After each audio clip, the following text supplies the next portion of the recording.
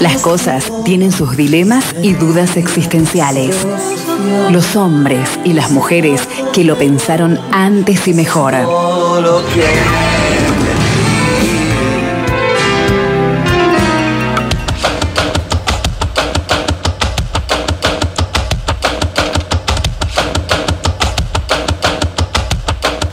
Aguafuertes electorales son las que hoy van a ocupar la atención de el filósofo de los miércoles, Pablo Olmedo, a quien saludamos, pero actualizamos antes de ir a esas aguafuertes con la información. Anoche se reunió Macri con Milei, después se reunió con Patricia Bullrich. Está en minutos nada más Patricia Bullrich por anunciar, junto con Petri, que van a apoyar la fórmula, que hay un acuerdo entre un sector de Juntos por el Cambio, el PRO, el macrismo, con Milei, con miras al balotaje. Eso es lo que en minutos se va a oficializar. Veremos qué pasa, si se rompe o no se rompe Juntos por el Cambio por esta situación.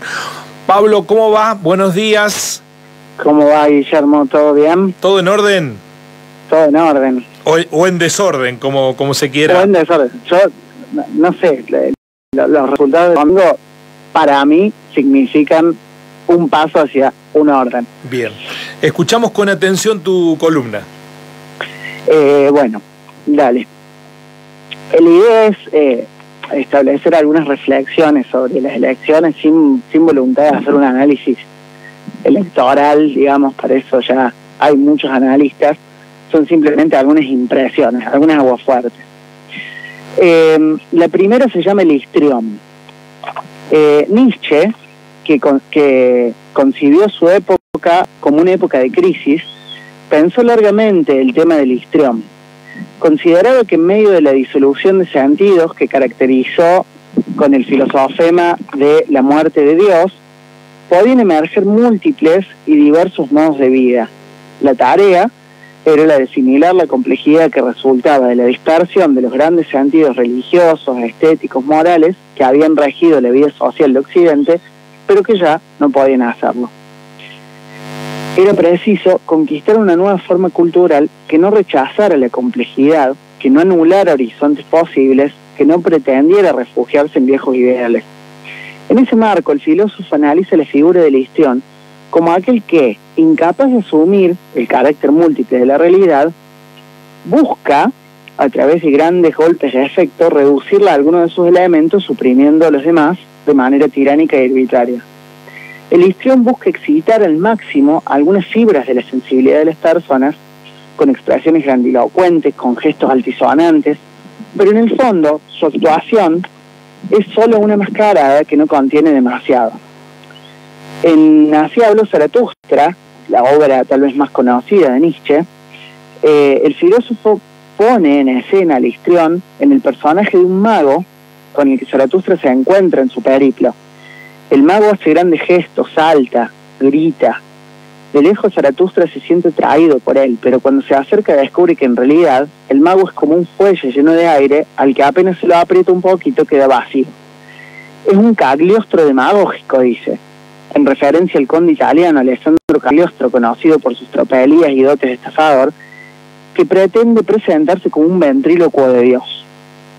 Esta caracterización que Nietzsche hace de estas figuras que emergen en tiempos de crisis como atractivos histriones de la cultura, nos permite pensar en la aparición en la escena de personajes como Milei en nuestros días, altisonante, exaltado, violento, en apariencia versado en múltiples materias, pero que cuando se lo acorrala un poco con alguna pregunta se desinfla y se enoja como con quien le interroga.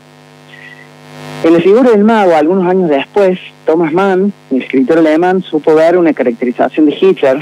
También Max Weber advirtió a comienzos del 20, luego de la Primera Guerra Mundial, y de las heridas que dejó en el pueblo alemán, sobre la posible emergencia de líderes carismáticos.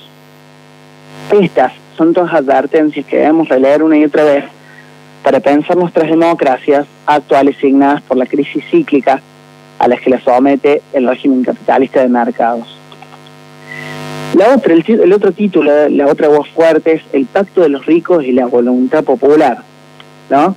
Hacia mediados del siglo XVIII, el filósofo francés Jean-Jacques Rousseau, advertía sobre la necesidad de llevar adelante un contrato social que permitiera no salir del estado de naturaleza, sino de un estado civil corrompido, resultado de lo que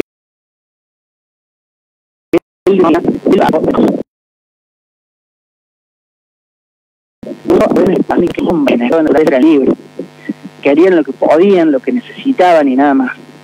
En algún momento de la historia, la interacción cada vez mayor de los individuos condujo a la conformación de organizaciones sociales que requirieron de alguna ley. Es ese primer pacto que los hombres hacen de manera no reflexiva y signado por el engaño de los más fuertes, lo que Rousseau llama el pacto de los ricos. Ese pacto solo beneficia a una de las partes. Como señala Vera Baxman en un minucioso estudio sobre Rousseau, el pacto destruye para siempre la libertad natural, fija la ley de propiedad, que no es más que es una ley que regula la propiedad una vez que un grupo ya se la ha apropiado, le hace la ha usurpado en la medida en que se hizo de ella previamente de cualquier ley, por lo tanto cuando la tierra era de todos. Ese pacto fija la desigualdad y condena al género humano a la servidumbre. Con el pacto, el rico logra que muchas situaciones injustas cristalicen en ley, convirtiendo el hecho en derecho. Frente a este pacto, que sucede de manera más o menos espontánea en la historia de la humanidad, y por el cual los hombres, procurando seguridad, corren directamente hacia sus cadenas, dice Rousseau, el filósofo le opone el contrato social que busca la conformación de una voluntad general. Esa voluntad no es la suma de las partes interesadas, sino una voluntad indivisible, cuya soberanía es indelegable. Es una forma de decir y pensar ese sujeto histórico-político que tanto nos cuesta definir, que es el pueblo. El pueblo es el soberano, dice Rousseau, y su soberanía se expresa en esa voluntad general. Ahora bien, Rousseau se plantea si esa voluntad, que persigue el bien común, puede errar, y responde que sí. Dice Rousseau, jamás se corrompe la voluntad general, pero a menudo se le engaña y es cuando puede querer mal. La voluntad general atiende al interés común, mientras que la voluntad de todos, entendida como suma de las partes, atiende a intereses privados. En esta dirección, si proliferan asociaciones particulares que con fuerza impulsan un interés propio presentándolo como un bien común, la voluntad general puede errar. Veamos cómo lo dice Rousseau. Si cuando el pueblo, suficientemente informado, delibera, los ciudadanos pudiesen permanecer completamente incomunicados del gran número de pequeñas diferencias, resultaría siempre una voluntad general y la deliberación sería buena. Rousseau, que si el pueblo pudiera estar bien informado y deliberar libremente, la decisión siempre sería buena. Pero dice, cuando se forman intrigas y asociaciones parciales a expensas de la comunidad, la voluntad de cada una de ellas se convierte en general con relación a sus miembros y en particular con relación al Estado, pudiendo entonces decirse que no hay tantos votantes como ciudadanos, sino tantos como asociaciones, corporaciones diríamos hoy. Dice, importa pues, para tener una buena exposición de la voluntad general, que no exista sociedad parcial en el Estado y que cada ciudadano opine de acuerdo a su modo de pensar. Difícil exigencia esta que hace Rousseau, pero que no deja de interpelarnos para pensar el rol que juegan las asociaciones de mercado, como los grandes medios de comunicación, en la construcción de la autorrepresentación que la ciudadanía efectúa de sí misma, y en qué medida eso dificulta la articulación necesaria para la emergencia del pueblo como instancia democrática. La última, la sociedad del desprecio. Jacques Rancière tematizó largamente el tema de la sociedad del desprecio. En otras oportunidades mencionamos ya cómo caracteriza nuestros órdenes democráticos como regímenes policiales, en la medida en que existe una rigurosa custodia para que nadie diga, haga, vea algo que no le fue asignado previamente en el reparto material desigual del mundo. Un pobre puede querer lo que puede y debe querer un pobre y no más, no otra cosa. Una mujer puede y debe aspirar a lo que puede y debe aspirar una mujer y no otra cosa, y así. Para Rancière, solamente hay democracia cuando se da un acto de emancipación y se pone en tela de juicio el régimen policial. Sobre lo que quiero llamar la atención, para cerrar, es sobre las manifestaciones de desprecio puro por parte de una parte de los medios de comunicación, por parte de sectores de la política y por parte de los ciudadanos de a pie en las redes sociales en relación a las elecciones del domingo.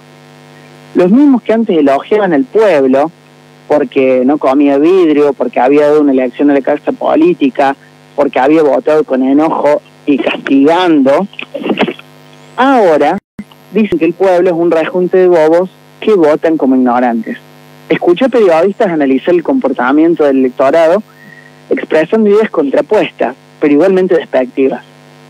Uno decía, ayer venía escuchando Radio Mitre, hice un ejercicio ahí antropológico de fuerza, decía un periodista, por ejemplo, que en el conurbano se votó al peronismo porque son sectores tan empobrecidos material y culturalmente que están habituados a aspirar a poco.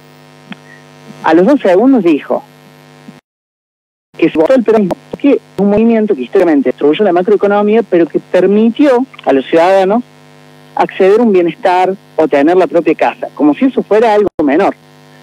Y así podríamos continuar haciendo referencia, por ejemplo, a la multiplicidad de memes que agreden y deshumanizan a gran parte de los votantes. O se vota como quiere el poder o se desprecia el voto. Y gran parte de la ciudadanía que no forma parte precisamente de esos círculos de poder reproduce esa lógica. Habría que intentar, en lugar de despreciar y enojarse, de comprender, escuchar y promover instancias de emancipación y de democratización. Gracias, Pablo. Lo que pasa es que no quieren la emancipación, ¿no? No quieren sometidos a la mayoría a una lógica de beneficio para los pocos. Sí, no le quieren y llama la atención estas expresiones de desprecio, ¿no? Desprecio puro hacia el electorado. Nos mandan a comer bananas. Gracias, muy amable. Exactamente. Un abrazo, Pablo. Un abrazo, Guille.